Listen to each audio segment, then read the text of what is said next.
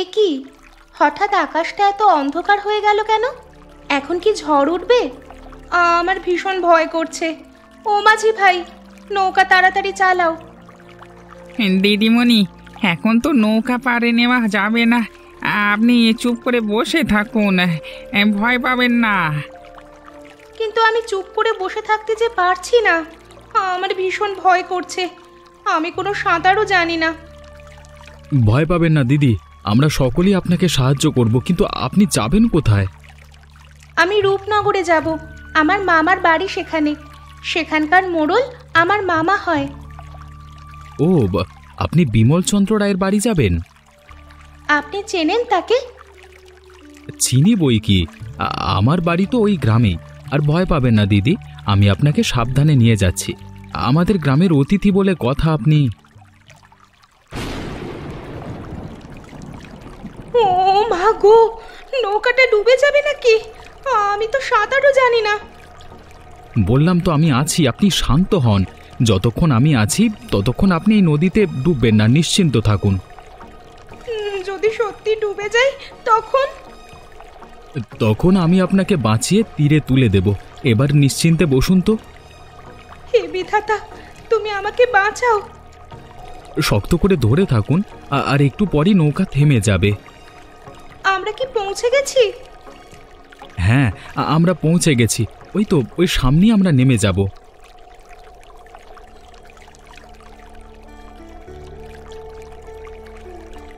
তোমাকে অনেক ধন্যবাদ। তোমার নামটা তো জানা হলো না। আমি সুমন, এই গ্রামেই আমার বাড়ি। আমি অদিতি, শহর থেকে মামার বাড়িতে বেড়াতে এসেছি। সুমন, তুমি কি আমাকে আমার মামার বাড়িতে পৌঁছে দেবে? নিশ্চয়ই, আপনি আমার সাথে চলুন, আমি পথ দেখিয়ে নিয়ে যাচ্ছি।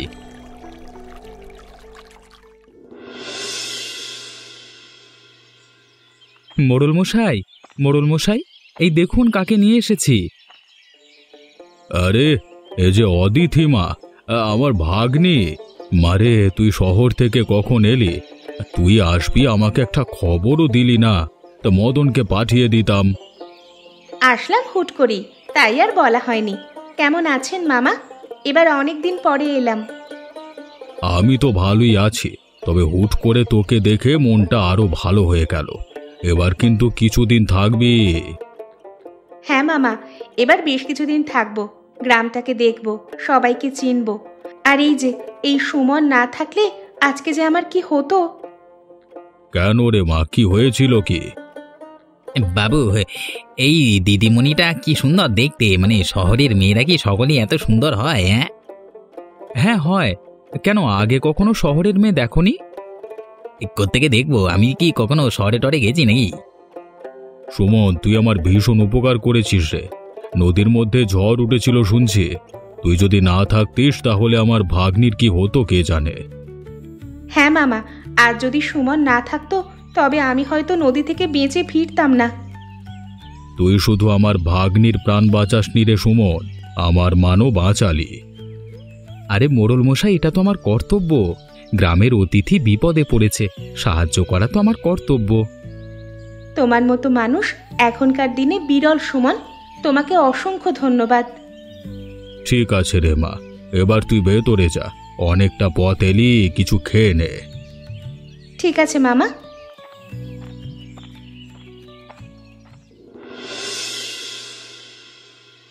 অদিতি, দেখছো না এই গ্রামটা কত সুন্দর? শহরের ভিড়ের চেয়ে আমাদের এই গ্রামটা একেবারে শান্ত, তাই না? হ্যাঁ হ্যাঁ, এই গ্রামটা একদম অন্যরকম। এই নদীর পানি, এই পাখির ডাক, সব কিছু যেন স্বপ্নের মতো। সাবধান গো দিদি, ওই খালের ধারে হঠাৎ পড়ে গেলে বিপদ হতে পারে। আরে এত চিন্তা করো না, আমি সাবধানে আছি। তবুও ওই জঙ্গলের কাছে না যাওয়াই ভালো। বলা তো যায় না যদি কোনো বিপদ আপদ ঘটে। এই দেখো নদীর ধারে কেমন সবুজ।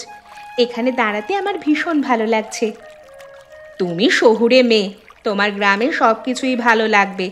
আর এদিকে আমাদের আবার শহরে যেতে ইচ্ছে করে। তাই? তা সমস্যা কি? যাবে, আমি নিয়ে যাব তোমাদের। সত্যি? জানো দিদি, আমার না শহরে যাওয়ার খুব ইচ্ছা। কিন্তু দাদা কখনোই আমাকে সাথে নিয়ে যায় না। ও থাক, আর মন খারাপ করো না, আমি তোমাকে নিয়ে যাব। এই দিদি, এই সরো সরো ওখান থেকে, মনে হচ্ছে তোমার পায়ের কাছে একটা সাপ। সাপ? ও বাবা গো, কই সাপ? আমার সাপের নাম শুনলেই রক্ত জমে যায়। আউচ আউচ, আমার পায়ে কি যেন কামড়ে দিল। অদিতি, অদিতি কোথায় কামড়ালো দেখি। হায় বিধাতা, ওই যে সাপটা পালিয়ে গেল। তখন বললাম সাপ, সরে দাঁড়াও, শুনলে না কিছুতেই। এখন কি হবে? অদিতি, অদিতি দেখি তোমার পায়ে বেঁধে দিই। ও বৌদি, ওই দেখো দাদা যাচ্ছে, দাদাকে ডাক দাও। এই সুমন, তাড়াতাড়ি এদিকে আসো না ভাই, এই দেখো শহরের দিদির পায়ে সাপ কামড়ে দিয়েছে। কোথায় কামড়ালো? আচ্ছা আচ্ছা, চিল্লাচিল্লি করো না, চুপচাপ থাকো, আমি দেখছি। এটা বিষধর সাপ নয়, চুপ থাকো। আরে আমি এটা ঠিক করতে পারবো। সরলা, ওই গাছ থেকে কিছু ঘাস নিয়ে আসো তো, আমি জখমে বাঁধবো। ঠিক আছে দাদা, আমি এক্ষুনি যাচ্ছি। হায় বিধাতা, আমি আর কখনো পুকুরের ধারে যাব না, তুমি আমাকে বাঁচিয়ে দাও।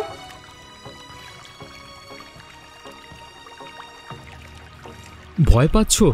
বেশি ভয় পাবার কিছু নেই, আমি আছি। এই সাপের তেমন একটা বিষ নেই। তাছাড়া আমি যে ঘাসটা দিয়েছি এটা একটু পর ঠিক হয়ে যাবে। গ্রামে সব সময় বিপদ রয়েছে, শহরের মেয়েরা এই জীবনে একটু অভ্যস্ত নয়। দিদি, তোমাকে আমি সাবধান করেছিলাম, আমাকে প্লিজ আমার মামার বাড়িতে নিয়ে যাও।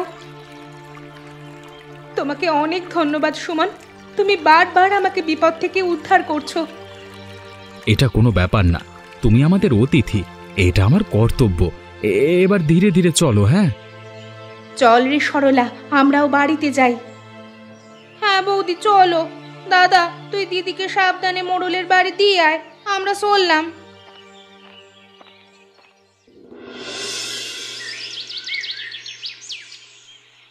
মা, তুমি জানো আজকে কি হয়েছে? তুমি শুনলে হাসতে হাসতে মরে যাবে গো। কি হয়েছে সরলা, কি হয়েছে আবার? এভাবে হাসছিস কেন? কাকিমা, তুমি শুনলে তুমিও হাসবে। অদিতি, মানে ওই যে শহর থেকে যে দিদিটা আসছে গো, সে আজ পুকুরের ধারে হাঁটতে গিয়ে সাপের কামড় খেয়েছে। কি? সাপ কামড়েছে? কি সর্বনাশা কথা! আর তোরা এভাবে হাসছিস কেন? এটা কি হাসির কথা? তোদের আক্কেল আর কবে হবে রে সরলা? সে কি এখন ঠিক আছে? বিষাক্ত সাপ কামড়ালে তো মহা বিপদ ঘটবে। হ্যাঁ গো মা, ঠিক আছে, কিন্তু দেখো সে কতটা ভয় পেয়েছিল, পা তুলে কেঁদে কেঁদে চিৎকার করছিল। আমি আর সুনিতা বৌদি যতদূর সম্ভব তাকে সাবধান করেছিলাম, কিন্তু সে কিছুতেই আমাদের কোনো কথা শুনলো না। আর মনে আছে সে কি বলেছিল? আমি আর কখনো খালের ধারে একা যাব না। মনে হচ্ছে সে যেন এই গ্রামে সারা জীবন থাকবে। এই শহরের মেয়েরা সত্যিই একটু অদ্ভুত, তাই বলে তোরা কারো বিপদে এভাবে হাসবি? হ্যাঁ মা, তার চেহারা দেখলে তুমিও হেসে দিতে। হাত পা উঁচু করে সে চিৎকার করছিল, আমরা দুজন তো হাসতেও পারছিলাম না প্রাণ খুলে। আর আমাদের সুমন, সে ছুটে এসে হঠাৎ তাকে ধরে রাখলো, জখমে ওষুধ দিল, নয়তো তাকে নিয়ে এখনো আমাদের সেই খালের পাড়েই থাকতে হতো। যাক বাবা, ভালো হয়েছে শহরের একটা মেয়ে গ্রামে এসেছে, এভাবে বিপদে সাহায্য করাটা আমাদের কর্তব্য। সুমন খুব ভালো কাজ করেছে। তুমি যাই বলো, ওই দিদিটা একটু বোকাশোকাই আছে। হ্যাঁ, তা যা বলেছিস। আমি যাই রে সরলা। ঠিক আছে বৌদি, যাও। ভাবছি কাল সকালে একবার দিদিকে দেখতে যাব, তুমি যাবে? তুই যাওয়ার সময় আমার বাড়ি হয়েই যাস। ঠিক আছে বৌদি, তুমি এখন বাড়ি যাও, নয়তো মহন্ত দাদা এসে তোমাকে না পেলে আবার রাগারাগি করবে। ঠিক বলেছিস, আমি তাহলে যাই রে।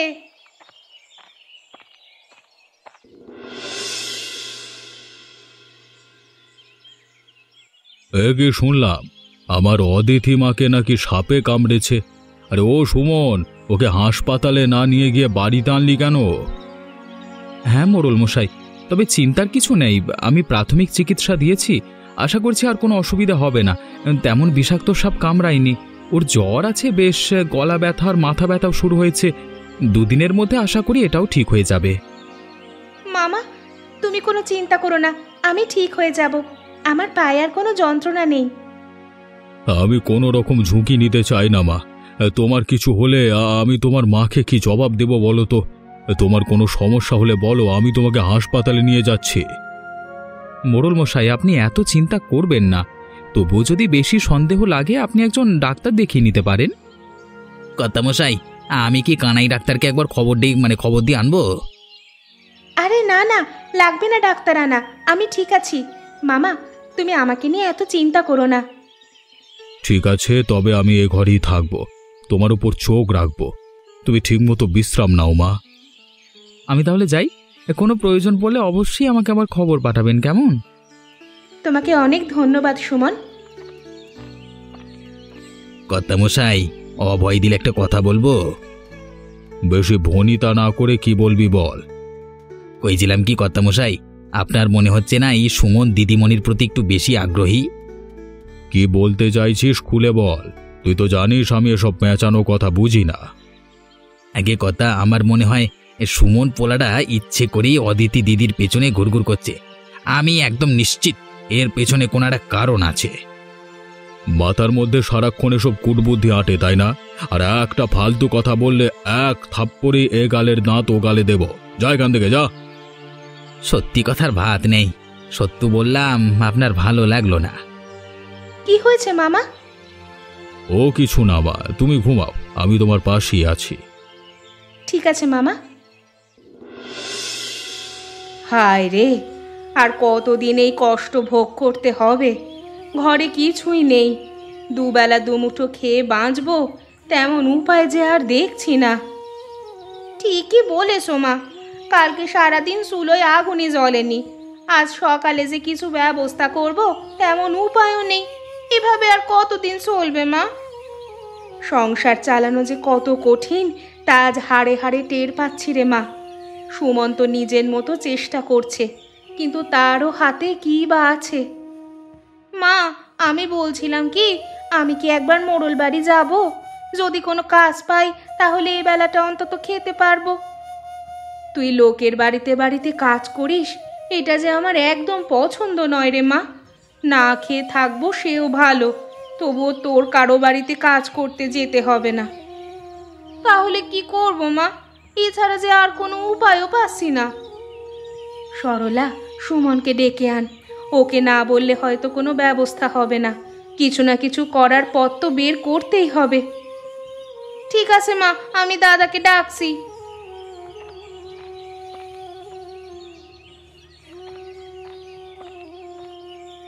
তুমি আমাকে ডাকছিলে মা? কি বলবে বলো, আমার আবার বাইরে যেতে হবে। তোকে আর কি বলবো বাবা, তুই তো শুধু নিজের মতো করেই ঘুরে বেড়াস, কোনো কাজকর্ম কিছুই যে করিস না। সংসার যে কেমন করে চলে তা তোর চিন্তায় আসে কখনো? মা, আমি তো চেষ্টা করছি, কোনো একটা ব্যবস্থা করতে না পারলে আমি কি করব? পড়াশোনা করে এখন কি লোকের বাড়িতে কাজ করতে যাব? চেষ্টা করছিস বলছিস? কেমন চেষ্টা করছিস? হ্যাঁ, ঘরে এক মুঠো চাল নেই, চুলোয় আগুন জ্বলে না, আমি আর সরলা না খেয়ে বসে আছি। তুই ছেলে হয়ে একটাও ব্যবস্থা করতে পারলি না? মা, এভাবে রাগারাগি না করে দাদাকে একটু শান্তভাবে বলো না। তুই চুপ কর সরলা, আমি জানি তুই ভাইয়ের পক্ষই নিবি। মা, আমাকে আর দোষ দিও না, আমি কাজ খুঁজতে গিয়েছিলাম, কিন্তু আজকাল গ্রামের অবস্থা তো দেখছো, কারোর হাতে কোনো কাজ নেই। তুই সব সময় এই একই কথা বলিস, কিন্তু ফল কোথায় রে বাবা? আমি তোকে কষ্ট করে খেয়ে না খেয়ে বড় করেছি, ভেবেছিলাম আমার কোনো চিন্তা নেই, তুই আমার শেষ ভরসা হবি। আর আজ? মা, কেঁদো না, দাদা ঠিক একটা ব্যবস্থা করবে। আমি বরং একটু মোড়ল বাড়ির দিকে যাই। হ্যাঁ মা, এবার আমি সত্যি কিছু একটা করব, তোমরা শুধু আমার উপর ভরসা রাখো।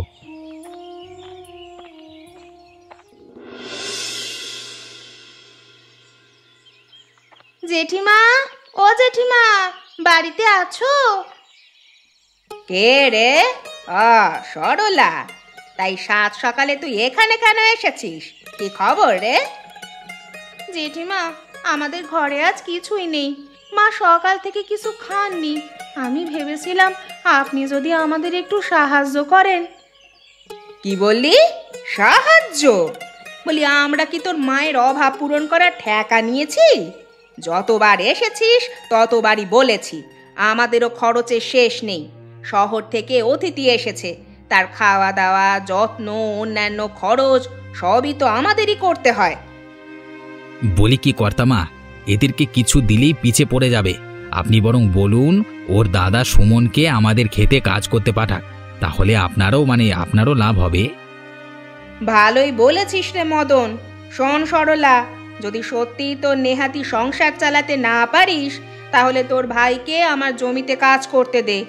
মজুরি খুব বেশি পাবি না, তবে না খেয়ে মরতে হবে না।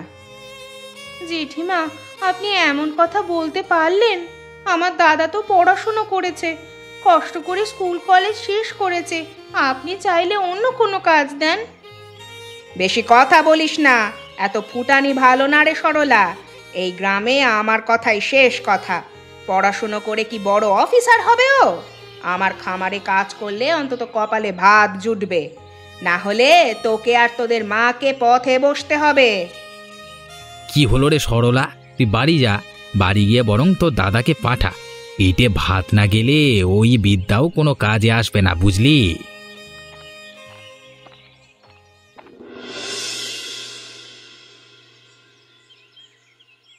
কাকা, কি কি কাজ করতে হবে বলুন।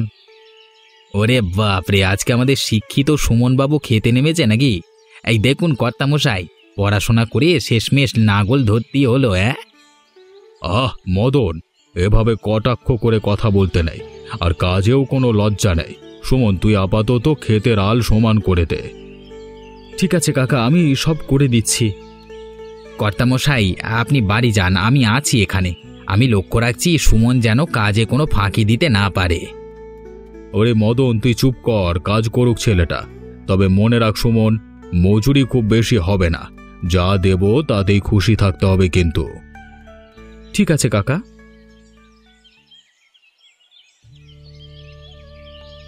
বাহ, এদিকে কি সুন্দর দৃশ্য! আহা, গ্রামটা সত্যিই অন্যরকম। ফ্রেশ হাওয়া, সবুজ ফসল, সবই যেন অপরূপ সুন্দর। এ কি, ওইটা কি সুমন না? হ্যাঁ, সুমনই তো।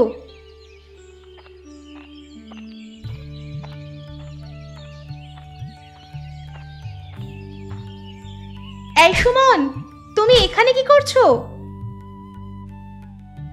আরে দিদি, আপনি এত রোদ্দুরের মধ্যে এইদিকে কিভাবে এলেন? আপনার কষ্ট হবে না তো? কষ্ট? আমি তো বরং উল্টে অবাক হয়েছি। তুমি তুমি এভাবে মাঠে কাজ করছো কেন? তুমি তো পড়াশোনা জানা ছেলে। হ্যাঁ, পড়াশোনা করেছি, কিন্তু তাতে কি, সংসার তো চালাতে হবে। বাবা নেই, মা বোন নিয়ে সংসার, কোনো চাকরি পাচ্ছি না, তাই বাধ্য হয়ে মাঠে নামতে হচ্ছে।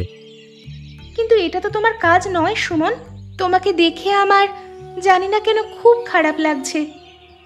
কাজের ছোট বড় কিছু নেই, সংসার টিকিয়ে রাখতে যা লাগে সেটাই বড়। মা আর সরলা খালি পেটে দিন পার করে, সেটা আমি কোনোদিন সহ্য করতে পারবো না। তাই যত অপমানই হোক, আমি এ কাজ করব। তুমি সত্যিই অন্যরকম সুমন। আমি ভেবেছিলাম তুমি শুধু সাধারণ একজন গ্রাম্য ছেলে, কিন্তু আজ তোমাকে দেখে বুঝলাম তুমি আসলেই বড় মনের মানুষ। আমি শহরে ফিরে গিয়ে তোমার জন্য একটা কাজের ব্যবস্থা করব, তুমি কোনো চিন্তা করো না। ধন্যবাদ দিদিমণি, আপনি বাড়ি যান, এই রোদ্দুরে থাকবেন না। কিন্তু আমি তো গ্রাম ঘুরবো বলে বেরিয়েছি। একা একা ঘুরবেন? আবার কোনো বিপদ ঘটলে? আরে ও মদন দাদা, তুমি এই দিদিমণিকে নিয়ে আমাদের বাড়ি যাও, সরলা দিদিমণিকে নিয়ে গ্রাম ঘুরিয়ে দেখাবে। ঠিক আছে ঠিক আছে, নিয়ে যাচ্ছি। সেই ফাঁকে তুমি আবার কাজে ফাঁকি দিও না। আমি এক্ষুনি ফিরে আসছি।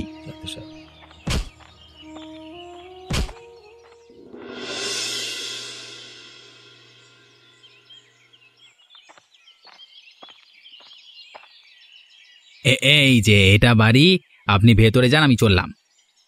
ঠিক আছে মদন, তুমি চলে যাও। সরলা, সরলা, বাড়িতে আছো? এ কি দিদিমণি, আপনি? ও মা, এই দেখো শহুরে দিদিমণি আমাদের বাড়ি এসেছে গো। দিদিমণি, ঘরে আসুন।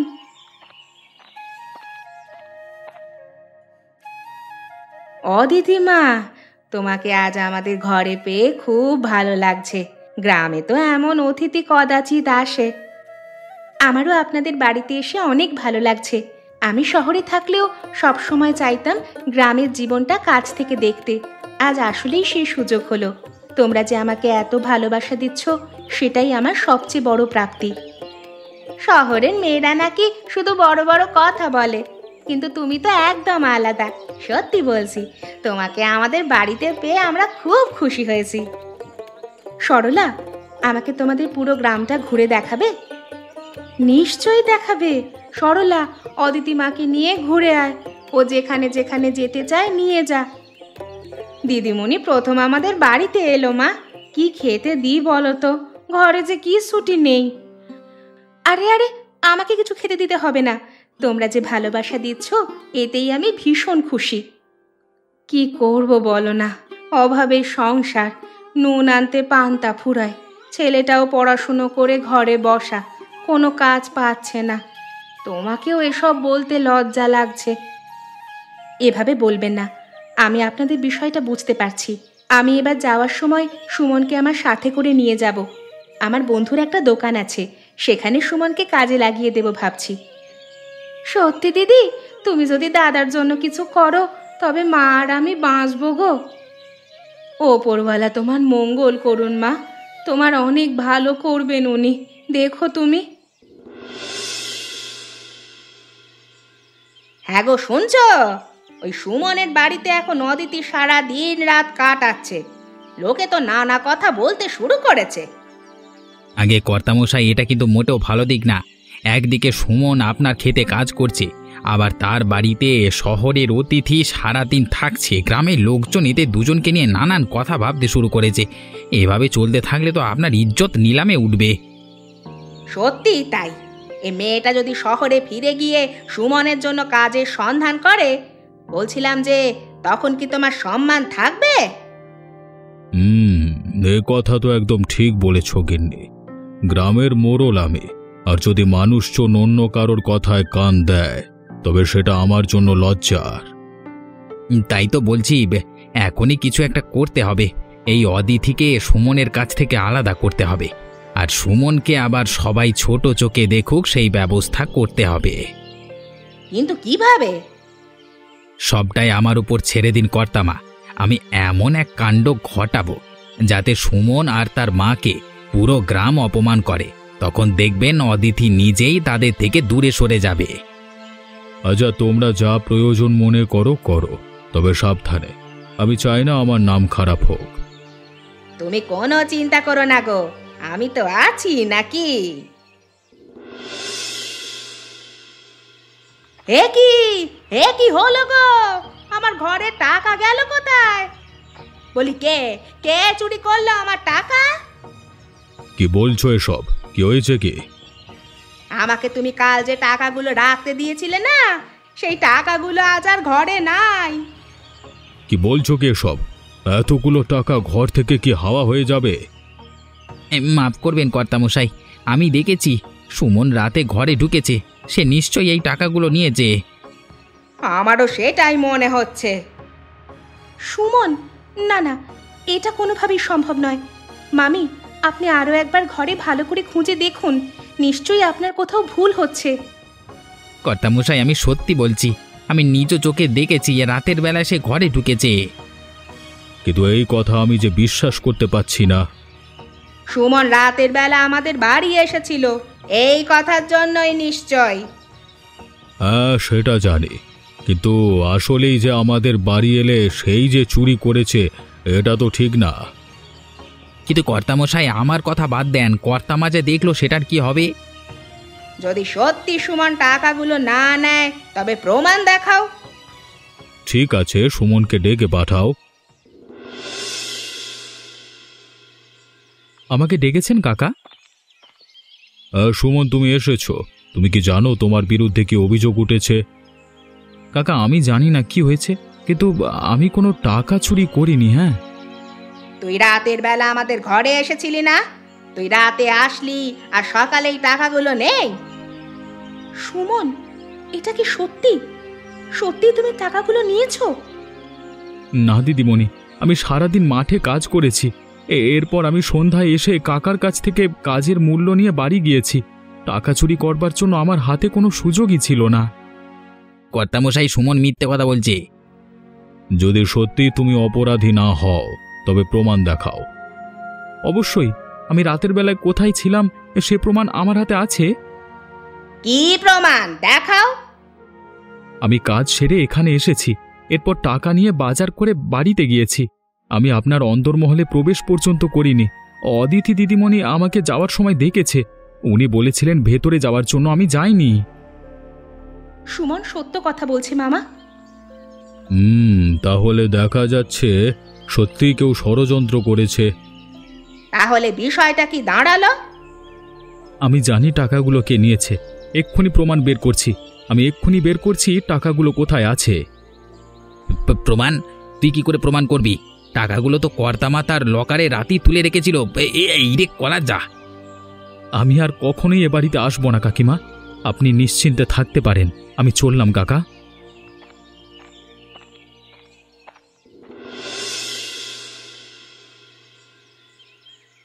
সত্যি সময় এত দ্রুত কেটে যায়। এই তো সেদিন এলাম, আজ আবার যাওয়ার ঘন্টাও বেজে গেল। দিদিমণি, এত কষ্ট করে আমাদের সঙ্গে থাকলেন, কিছু মনে করবেন না। তোমাদের সাথে থাকতে পেরে আমি অনেক আনন্দিত সরলা। তোমাদের কথা আমি সব সময় মনে রাখব। তোমাকে পেয়ে আমরাও সবাই অনেক আনন্দিত। অনেক ভালো থেকো, আবার এসো মা। ঠিক আছে, আমি এবার শহরে ফিরব, কিন্তু মনে রাখবেন আমি সব সময় আপনাদের কথা মনে রাখব। আর আমি অবশ্যই শহরে ফিরে সুমনের জন্য একটা কাজের খোঁজ করব। দিদিমণি, আবার আসবেন তো? নিশ্চয়ই সরলা, শহরে গেলে ফিরে আসা সহজ হবে না জানি, কিন্তু আবার যখন সুযোগ হবে আমি নিশ্চয়ই আসব। আমাকে ক্ষমা করবেন দিদিমণি, আমার জন্য আপনার অনেক কিছু সহ্য করতে হয়েছে। বরং তুমিই আমাকে ক্ষমা করো সুমন। আমার জন্য চোরের অপবাদ পর্যন্ত কাঁধে নিয়েছো তুমি। এসব কথা থাক মা, বেলা পড়ে যাচ্ছে। তুমি এখন রওনা দাও মা। তোমার যাত্রা শুভ হোক। সুমন, অদিতিকে এগিয়ে দিয়ে আসো। ঠিক আছে মা, চলুন দিদিমণি। এমনই মজার মজার গল্প দেখতে আমাদের চ্যানেলটিকে সাবস্ক্রাইব করতে ভুলবেন না।